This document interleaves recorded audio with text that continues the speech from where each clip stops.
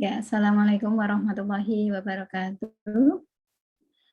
Selamat pagi teman-teman mahasiswa Prodi Pendidikan Bahasa Inggris. Ya, hari ini kita pertemuan yang ketiga sesuai dengan RPS kemarin yang sudah saya share. Hari ini nanti kita akan membahas mengenai ragam bahasa. Nah, apa itu ragam bahasa? Ya, sebelum saya lanjutkan, nah di sini Anda bisa melihat dalam bahasa Indonesia itu sendiri ada ragam bahasa lisan dan ada ragam bahasa tulis. Nah, kalau teman-teman mendengarkan ragam bahasa, ada istilah kata ragam bahasa. Ragam itu artinya beraneka ragam. Kalau bahasa berarti yang digunakan sebagai alat komunikasi. Ini ya bahasa Indonesia adalah alat komunikasi yang berbahasa Indonesia. Nah, di sini untuk ragam bahasa Indonesia itu secara garis besar itu ada ragam bahasa lisan artinya tertulis dan ragam bahasa ragam bahasa lisan artinya dilisankan, kemudian ragam bahasa tulis artinya yang tertulis. Ya, kemudian pertanyaannya, apakah ragam bahasa tulis itu nanti sama dengan bahasa lisan? Nah, teman-teman pasti punya pendapat ya.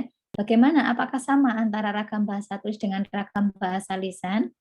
Nah, di sini tentunya pendapat ini tidak bisa dibenarkan 100% ya, karena tidak semua ragam lisan itu dapat dituliskan, atau sebaliknya ya, tidak semua ragam tulis dapat dilisankan. Nah, nanti bisa ini ya teman-teman mencarikan contoh sendiri.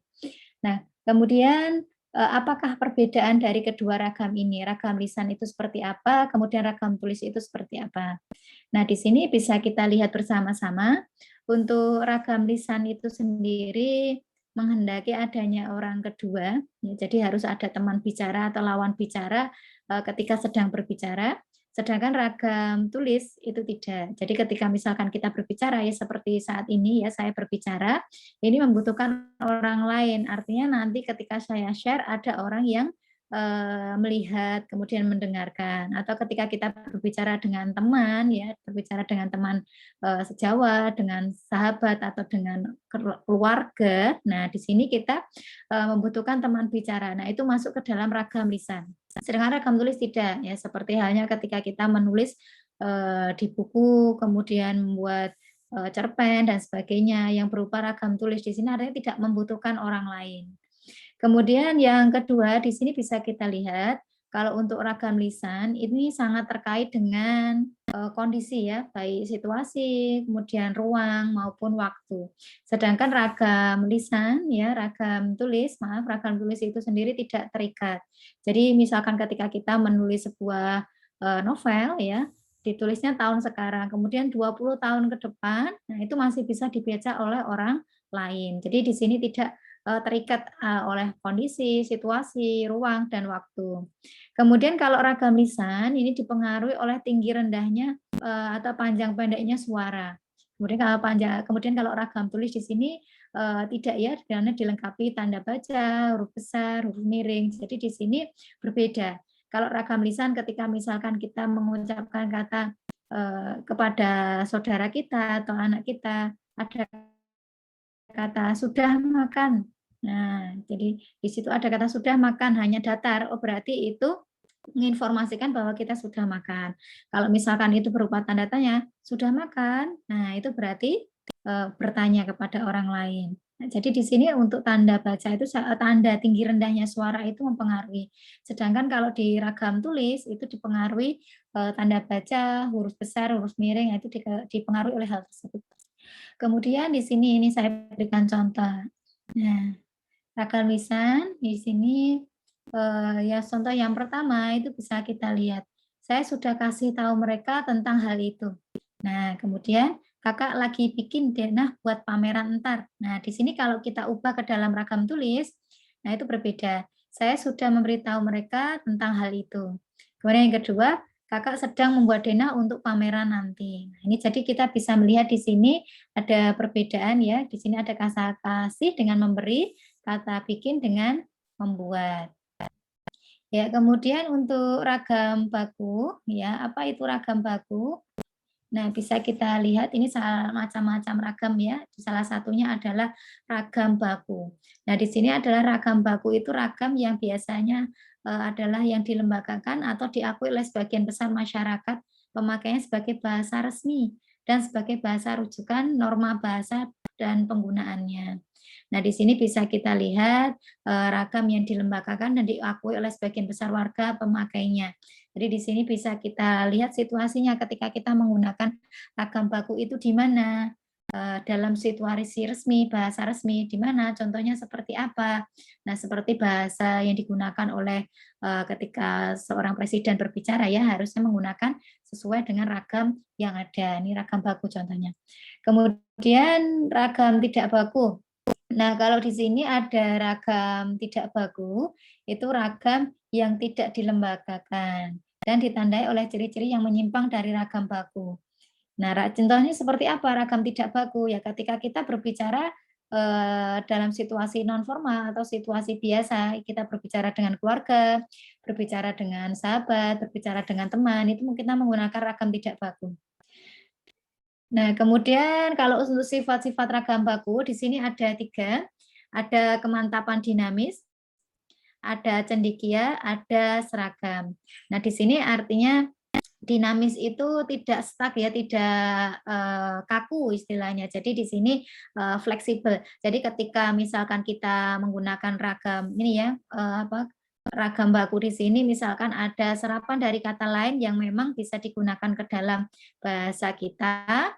Nah, itu bisa ditempatkan ke dalam ragam baku di sini. Jadi di sini sudah mantap, artinya sudah ada ketetapan yang di dalam lembaga ya, seperti di pusat bahasa. Dinamis di sini artinya tidak menutup kemungkinan kalau misalkan nanti ada padu padan bahasa yang digunakan, nah itu bisa masuk. Maksudnya seperti itu. Jadi, oh ini sudah mantap, tetapi ketika ada masukan dari bahasa lain yang memang sekiranya bisa digunakan dan pas, itu bisa dipakai.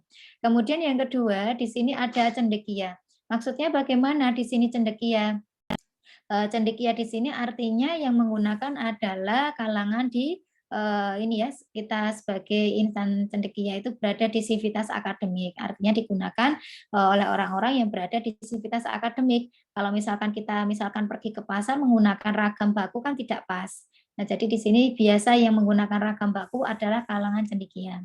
Kemudian seragam, artinya penggunaannya dimanapun itu digunakan itu sama, artinya tidak berbeda-beda. Jadi misalkan yang menggunakan ada berada di daerah Aceh, kemudian berada di Jawa atau berada di Kalimantan, berada di Papua, semuanya sama menggunakan ragam baku yang sama karena memang ketetapan yang digunakan adalah ketetapan baku seragam.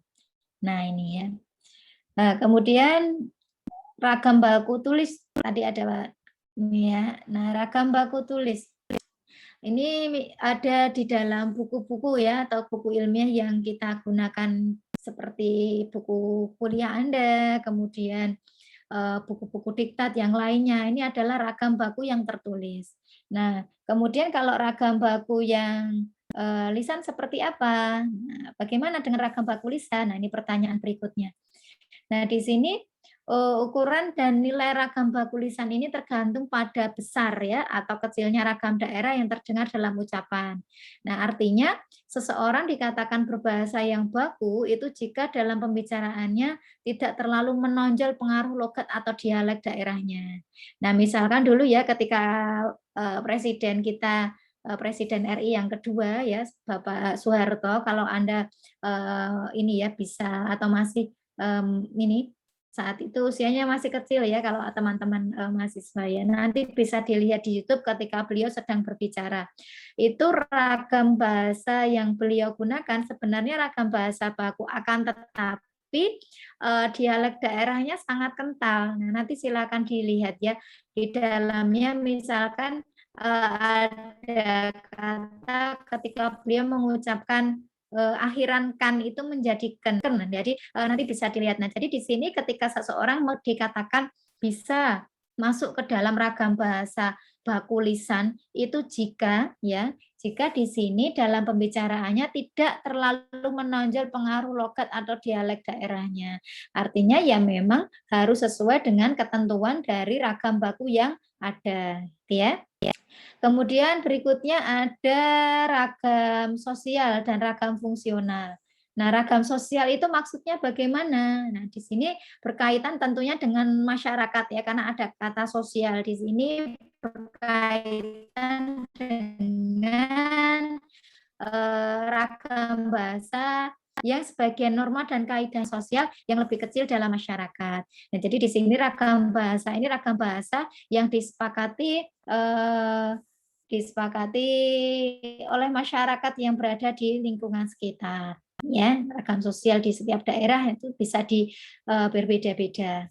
Kemudian berikutnya ini ada ragam fungsional. Nah, di sini disebut juga sebagai ragam profesional ya. Profesional artinya ragam bahasa yang dikaitkan dengan profesi, lembaga, lingkungan kerja, atau kegiatan tertentu lainnya.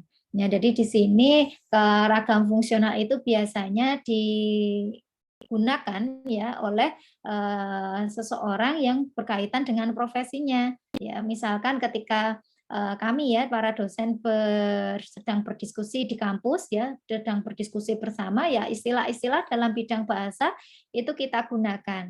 Ya, jadi ketika kita berada di tempat umum menggunakan ragam fungsional, ya kita lihat dulu siapa lawan bicara kita. Apakah memang profesinya sama? Ya, kalau memang profesinya sama, nanti bisa nyambung. Akan tetapi jika berbeda, ya tidak bisa. Makanya ragam fungsional ini penggunaannya terbatas pada tempat dengan siapa saja ketika berbicara. Profesinya siapa? Profesinya apa? Lembaganya di mana? Lingkungan kerjanya seperti apa? Atau kegiatan yang lainnya. Jadi ketika misalkan teman-teman menggunakan ragam fungsional ini, nah tempatnya di kampus ya ketika sedang berkuliah, ketika sedang berdiskusi, nah menggunakan ragam fungsional ini. Nah, tetapi kalau misalkan ini di tempat umum, Anda pergi ke pasar, Anda pergi ke tempat yang istilahnya umum ya, bukan untuk ragam fungsional ya, ini tidak tepat digunakan. Nah, itu ya teman-teman untuk ini penjelasan mengenai ragam bahasa, masih ada banyak ragam bahasa yang lain, nanti bisa teman-teman baca dari buku yang kemarin sudah saya anjurkan untuk macam-macam ragam bahasa. Nah, berikutnya di sini ya ini ya, berikutnya di sini teman-teman bisa melihat sebagai bentuk latihan ya, latihan ini nanti teman-teman silahkan memilih ya sebagai bentuk latihan dari ragam berbahasa, teman-teman nanti silahkan memilih. Nah, di sini ada 3 pilihan ya, ada misalkan tampil ke depan membawakan sebuah acara ulang tahun. Maksudnya di sini nanti bisa Anda rekam ya karena kita ini ya tidak bisa bertatap secara langsung, atau menulis naskah sambutan sebagai wisudawan terbaik, atau memimpin sebuah seminar dengan tema pendidikan. Nah, ini nanti bisa kita ini ya, diskusikan nanti latihan di kelas. Ya, teman-teman itu saja untuk materi hari ini mengenai ragam bahasa. Jika ada hal yang belum jelas, nanti bisa kita sambung di kelas. Terima kasih. Wassalamualaikum warahmatullahi wabarakatuh.